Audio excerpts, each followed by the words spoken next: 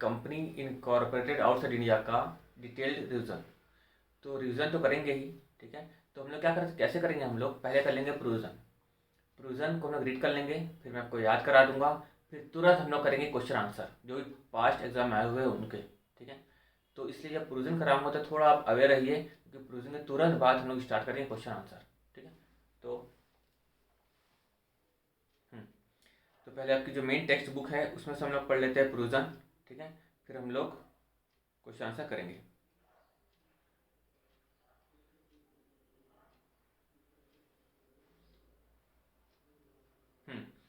तो सबसे पहले आपके सामने है फॉरेन कंपनी की डेफिनेशन। फॉरेन कंपनी की डेफिनेशन,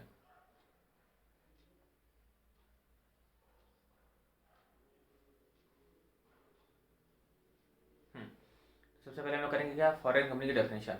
तो फॉरेन कंपनी की डेफिनेशन पहले आप रीड कर लो, ठीक है, मैं आपको याद करा दूंगा। तो डेफिनेशन क्या बोलती है, foreign company means any company और बॉडी कॉर्पोरेट।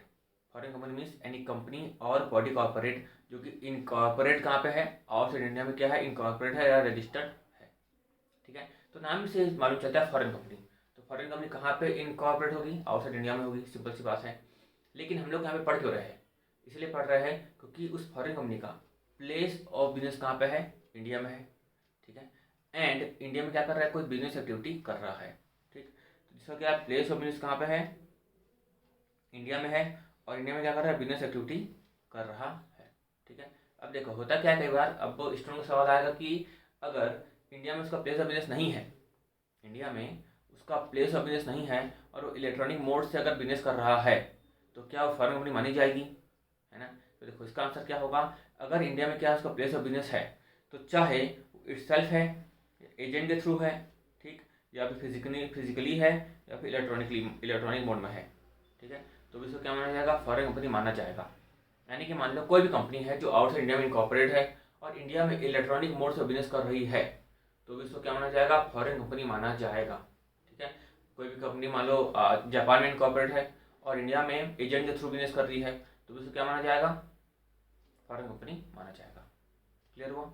तो अब मैं इसको आपको नोट से थोड़ा सा याद करा देता हूँ, उसके बाद हम लोग तुरंत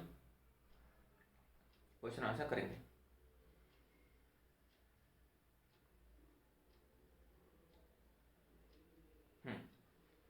तो देखो अब देखते हैं डेफिनेशन ऑफ फॉरेन कंपनी। तो पहले क्या है यहाँ पे, पहला पॉइंट देखो आउटसाइड इंडिया।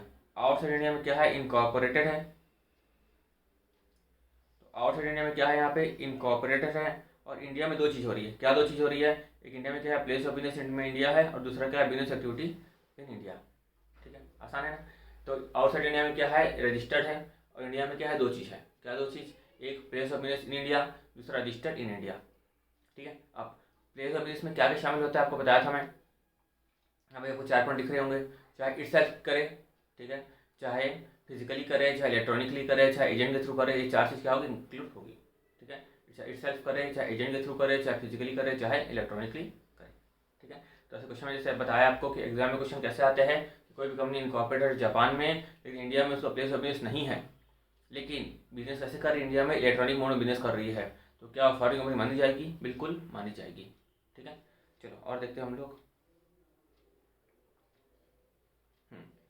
अब मान लो एक क्वेश्चन ये भी आया हुआ था एग्जाम में कि आप अगर मान लो कोई भी कंपनी इनकॉर्पोरेटेड है जापान में, ठीक है, लेकिन इंडिया में जो उसका क्या है, शेयर ट्रांसफर ऑफिस या शेयर रजिस्टर ऑफिस इंडिया में है, तो क्या उसको फॉरेन कंपनी माना जाएगा।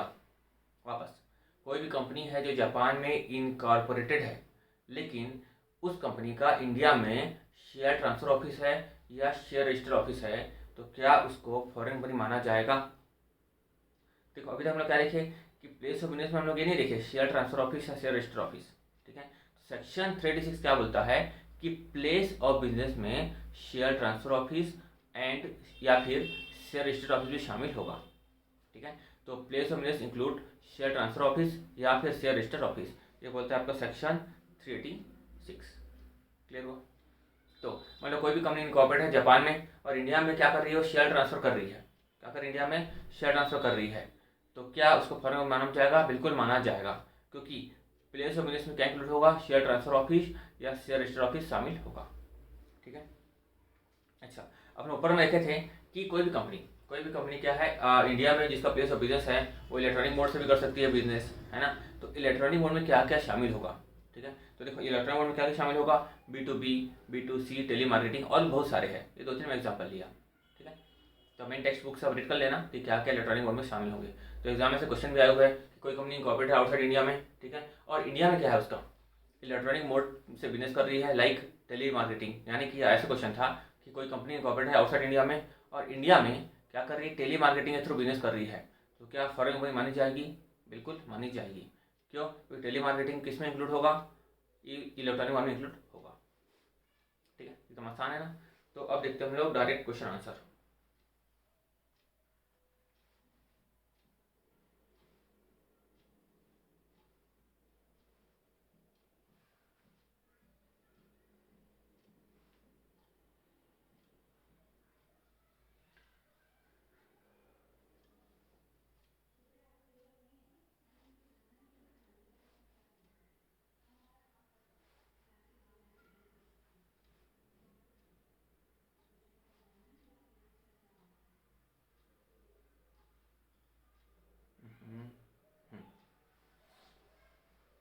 तो देखो पहला क्वेश्चन है डेफिनेशन ऑफ फॉरेन कंपनी। ये आपको अच्छे से याद हो गया होगा। तो पहले क्या देखेंगे, आउटसाइड इंडिया में क्या है, इनकॉर्पोरेटेड है। इंडिया में क्या है, दो चीज़ है। क्या है दो चीज़ है, एक place of business in India, ठीक है, और दूसरा क्या है, बिजनेस एक्टिविटी इन इंडिया।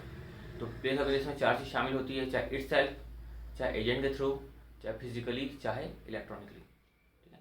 अब क्वेश्चन नंबर 2 क्या लिखा हुआ है, इलेक्ट्रॉनिक मोड इंक्लूड। देखो मैं बोला था कि प्रोविजन जब कराऊंगा तब अवेयर रहना, हम लोग करेंगे क्वेश्चन आंसर, ठीक है। तो आपको भी देखो ऐसे करते रहना है, जैसे प्रोविजन पढ़े तुरंत में क्या करना है, क्वेश्चन आंसर करते रहना है ताकि आपका एक ही प्रोविजन 3-4 बार रिवाइज हो जाए, ठीक है। पहले क्या था, डेफिनेशन फॉरेन कंपनी मालूम हो गया। दूसरा क्या था, इलेक्ट्रॉनिक मोड में क्या इंक्लूड होगा, तो B2B, B2C और क्या कहते हैं हम लोग टेली मार्केटिंग, ये सब इंक्लूड होगा। क्वेश्चन 3 क्या बोलता है, क्या प्लेस ऑफ बिजनेस में शेयर ट्रांसफर ऑफिस या फिर शेयर रजिस्ट्रेशन ऑफिस इंक्लूड होगा? बिल्कुल।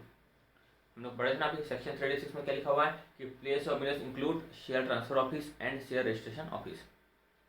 उसके बाद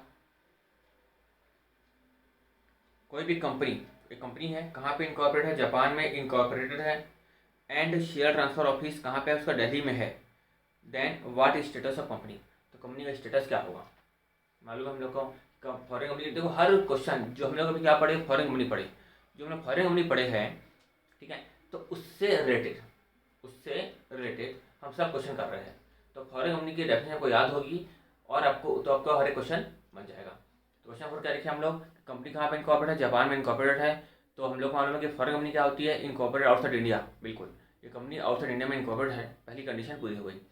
दूसरा क्या था कि place of business in India. हम लोग क्या पढ़े थे कि प्लेस ऑफ बिजनेस में क्या इंक्लूड होगा, share transfer office and share registration office, share transfer office. और हाँ, तो क्वेश्चन 4 हो चुका था हम लोग का कि कोई भी कंपनी इनकॉर्पोरेटेड कहाँ पे, जापान में है, और शेयर ट्रांसफर ऑफिस कहाँ पे है, दिल्ली में है। तो स्टेटस क्या होगा कंपनी का, तो कंपनी क्या मानी जाएगी, फॉरेन कंपनी मानी जाएगी, ठीक है।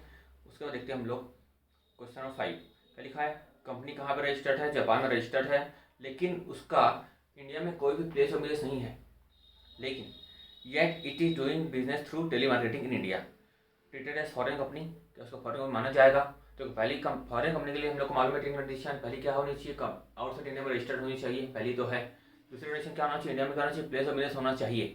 यहाँ पे क्या हो रहा है, इंडिया प्लेस ऑफ बिजनेस नहीं है, लेकिन किस तरीके से है, टेली मार्केटिंग के थ्रू है, ठीक है। तो यहाँ पे क्या माना जाएगा, उसको फॉरेन कंपनी माना जाएगा, ठीक है, दिक्कत वाली बात नहीं है। और देखते आगे क्वेश्चन नंबर 6, यहाँ पे लिखा हुआ है कंपनी रजिस्टर्ड है आउटसाइड इंडिया में, लेकिन इंडिया में उसका कोई प्लेस ऑफ बिजनेस नहीं है, लेकिन इंडिया में बिजनेस कैसे कर रहा है, एजेंट के थ्रू बिजनेस कर रहा है। तो फॉरेन कंपनी माना जाएगा, बिल्कुल इसको फॉरेन कंपनी माना जाएगा। उसका क्या लिखा हुआ है question 7, what if company incorporated outside India by Indian citizen इस फॉरेन कंपनी। क्या हो रहा है यहाँ पे कि इंडिया के बाहर कंपनी को रजिस्टर किया गया है, किसके द्वारा किया गया है, इंडियन सिटीजन के द्वारा किया गया है, ठीक है।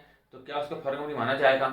देखो फॉरेन कंपनी डेफिनेशन क्या है हमको मालूम है कि रजिस्टर्ड होनी चाहिए आउटसाइड इंडिया में, रजिस्टर्ड होनी चाहिए आउटसाइड इंडिया में। इंडिया में क्या होना चाहिए, place of business and business activity in India, ठीक है।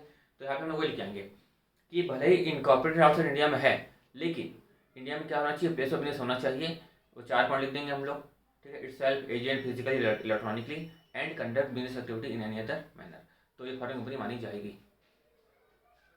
उसके बाद क्वेश्चन नंबर 8 क्या लिखा हुआ है, कंपनी है incorporated in India but all the shares held by foreigners, क्या फॉरेन कंपनी माना जाएगा? नहीं, बिल्कुल नहीं। हमको मालूम क्या है कि फॉरेन कंपनी यानी क्या होता है, जो इनकॉर्पोरेटेड कहाँ पे है, आउटसाइड इंडिया में है, लेकिन ये कहाँ पे लिखा रहा है, इनकॉर्पोरेटेड इन इंडिया, तो फॉरेन कंपनी माना जाएगा क्या? नहीं माना जाएगा। अब क्वेश्चन 7 में क्या लिखा हुआ है, कंपनी इनकॉर्पोरेटेड थाईलैंड में है, place of business through an agent through electronic mode, क्या फॉरेन कंपनी माना जाएगा? बिल्कुल माना जाएगा। कंपनी कहाँ पे इनकॉर्पोरेटेड है, आउटसाइड इंडिया में है, प्लेस ऑफ बिजनेस कहाँ पे हो रहा है, इंडिया में, किसके थ्रू हो रहा है, एजेंट के थ्रू, तो माना जाएगा। अच्छा, यहाँ पे लिखा नहीं ना इंडिया, तो इसका मतलब यहाँ पे क्या है कि प्लेस ऑफ बिजनेस कहाँ पे है इसका, इंडिया में है, यानी कि place of business through an agent, यहाँ पे लिख देना इंडिया, ठीक है। इंडिया यहाँ पे लिखना छूट गया है, ठीक है। तो ये हम लोग किया अभी फॉरेन कंपनी का प्रोविजन, उसके बाद की डेफिनेशन, कितना आसान हो गया है और आपको याद भी हो गया होगा। तो बस आपको फॉरेन कंपनी की डेफिनेशन बड़ी इंपॉर्टेंट है, सेक्शन 2 सबसेक्शन 42 में लिखा हुआ है, ठीक है। तो आप उसको याद कर लीजिए अच्छे से, और मैं याद करा दिया, वैसे आपको याद हो गई होगी, आउटसाइड इंडिया और 2 पॉइंट है इंडिया के, ठीक है। उसके अलावा एकदम आसान सा चैप्टर है ये, आगे की प्रोग्राम हम लोग करेंगे अगले वीडियो में।